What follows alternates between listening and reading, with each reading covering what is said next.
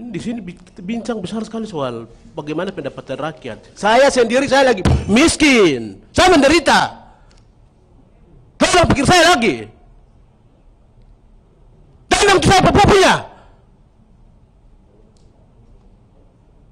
Rakus. Tolong pikir saya.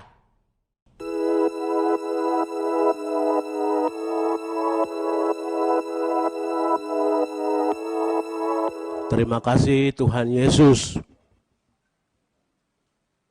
Terima kasih Tuhan Yesus. Terima kasih Tuhan Yesus.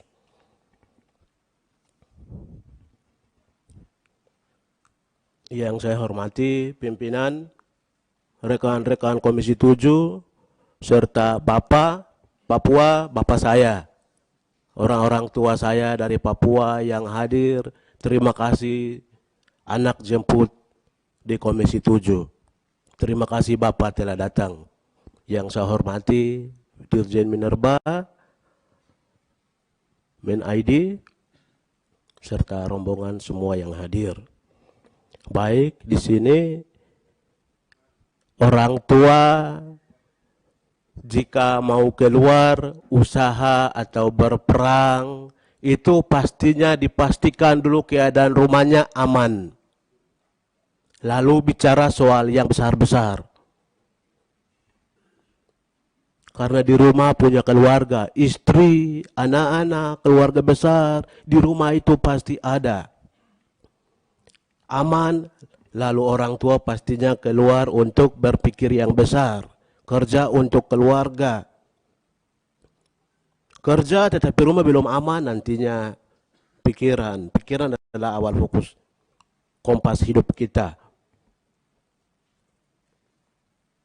Baik, di sini saya pribadi soal materi-materi yang telah dibagikan, saya tidak pakai ini. Mengacu pada apa yang sudah saya sampaikan tadi, yaitu orang tua pastinya rumah kita aman dulu, baru bicara yang besar-besar. Kita bicara besar-besar untuk datangkan banyak dari luar, tapi kalau rumah saya belum aman, datangkan masalah baru saja. Baik, di sini saya mungkin nanti langsung interaktif. Mohon pimpinan. Saya di sini ada beberapa pertanyaan yang saya mau buang, lempar kepada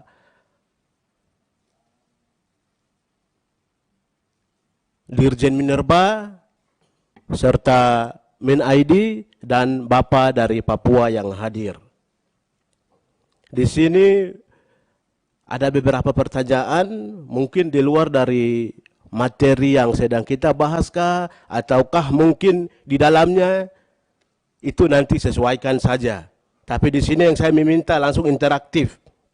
Dan juga kalau bisa, kalau daripada kita tunggu-tunggu, tadi saudara saya dari Papua, mungkin punya Ina Elizabeth dan juga Bang Riko, tolong juga nanti langsung. Saya tidak mau tunggu-tunggu, langsung puas, biar pasti. Biar pasti. Tunggu, akhirnya nanti kita lupa karena sibuk lain. Langsung pasti interaktif langsung. Bung Elizabeth minta langsung.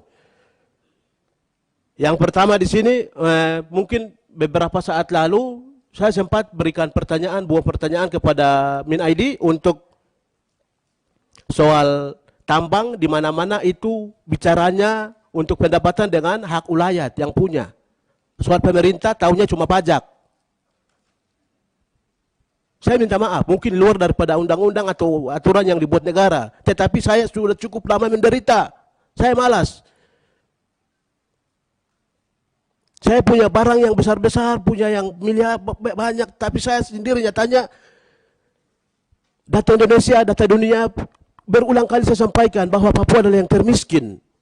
Kok punya Freeport yang tadi sampaikan Pak orang Bapak saya, yang terbesar di dunia. Tapi saya sendiri kok meski miskin yang bawah sekali di Papua, di Indonesia, dan mungkin dunia. Padahal Papua ini dunia loh. Dunia. Mendunia. Pertama mungkin yang saya mau tanyakan, bagaimana permintaan saya lalu, bos? Soal 50% itu saya punya, 51 itu saya punya. Soal kembali kepada yang tadi saya sampaikan, pendapatan daripada yang beroperasi itu dengan yang punya tambang yang berurusan. Sedangkan pemerintah tahunya pajak. Pemerintah tahunya pajak. Itu mungkin sudah disampaikan ke Bapak Presiden atau belum, nanti mohon langsung disampaikan jawabannya. Untuk 50%, 51% itu saya punya, jadi kasih saya. Itu yang pertama. Tolong dicatat untuk sebentar dijawab.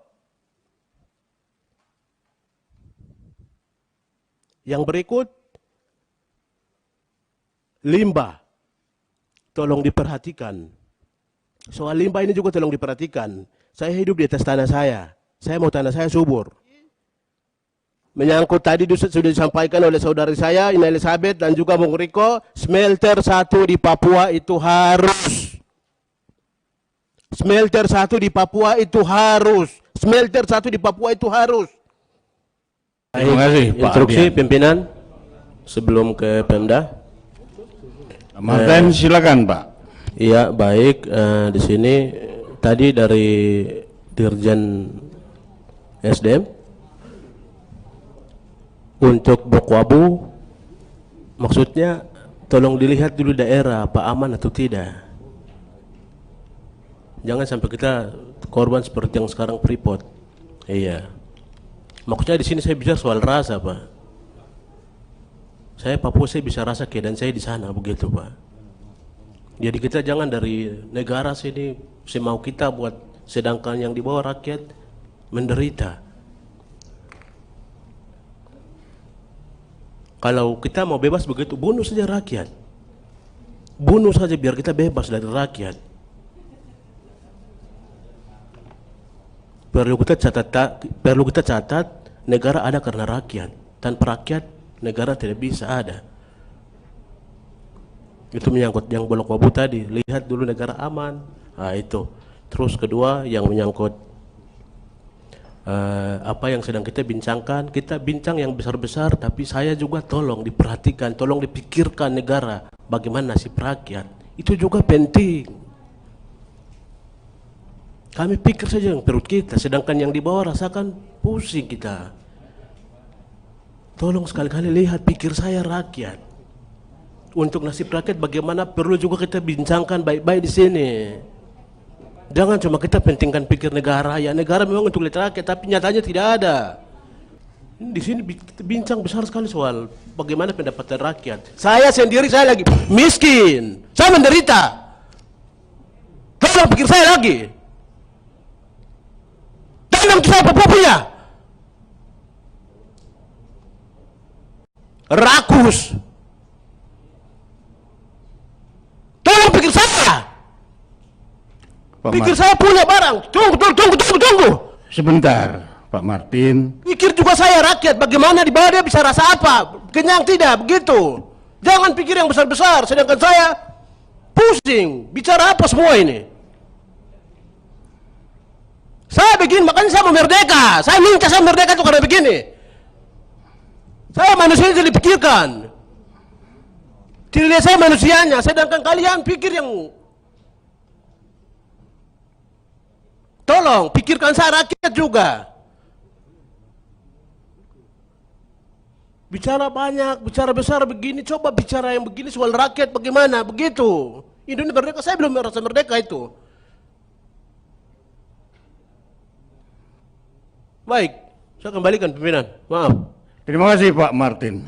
Silakan dari Papua. Saya ingatkan, saya perpanjang dulu 15 menit. Setuju? Ya, saya mau sampaikan sedikit untuk menyangkut Blok Wabu. Pak Ores, mic-nya dimatiin kan? Jadi Blok Wabu ini sementara baru rekomendasi gubernur kepada PT Main ID. Rekomendasi yang dikasih, dan Main ID sudah menunjuk kepada pihak Aneka Tambang. Namun rekomendasi yang kepada gubernur, dari gubernur kepada menteri itu belum. Nah, itu permasalahan yang nanti kita harus tunggu. Harus ada rekomendasi dari gubernur kepada menteri. Itu yang kita lagi tunggu. Kemarin kita udah berbicara panjang lebar juga sampai ke saham, karena kita melihat Freeport ini hampir puluhan tahun baru kita bicara. Tapi kemarin kita untuk Blok Wabu, kami sudah mengambil langkah duluan. Kami sudah bahas dengan Kepala BKPM, itu menyangkut kepemilikan saham di dalam. Apabila itu jalan, saham kita berapa? Jadi kemarin ya ancang-ancang sudah sekitar 25 sampai 30 perusahaan daerah harus masuk di dalam. Cuman situasi yang tadi disampaikan, memang situasi masyarakat ini kami minta kepada Main ID supaya tolong turun sosialisasi supaya tahu kondisi masyarakat di sana seperti apa. Karena dia sudah masuk ke dalam ranah politik juga. Akhirnya seakan-akan hal itu terus sampai besar. Itu yang kita berharap supaya mungkin dari Main ID mungkin bisa mengambil langkah. Cuman dari Pak Oria sendiri katakan, waduh saya belum punya waktu ke sana, belum ada izin. Semua ini kan harus ada izin, karena proses izin ini masih jauh.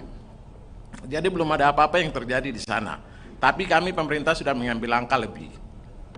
Satu yang terakhir untuk saya menyangkut smelter, karena ya saya pikir kita ketemu di sini karena bapak-bapak dari Komisi 7, bapak ibu dari Komisi 7 ini sayang untuk kami orang Papua ya. Jadi kami hadir di sini. Kami berharap kalau memang produksi yang nanti mungkin dari Polres kira-kira di Halmahera itu berapa sih yang akan diproduksi totalnya? Kalau memang di situ hanya 2.000 ton ya sudah, kasih 1.000-nya kasih ke Papua lah. Artinya dua-dua seiring sejalan supaya kita mengurangi hal-hal yang penilaian negatif terhadap negara. Itu yang kita harapkan.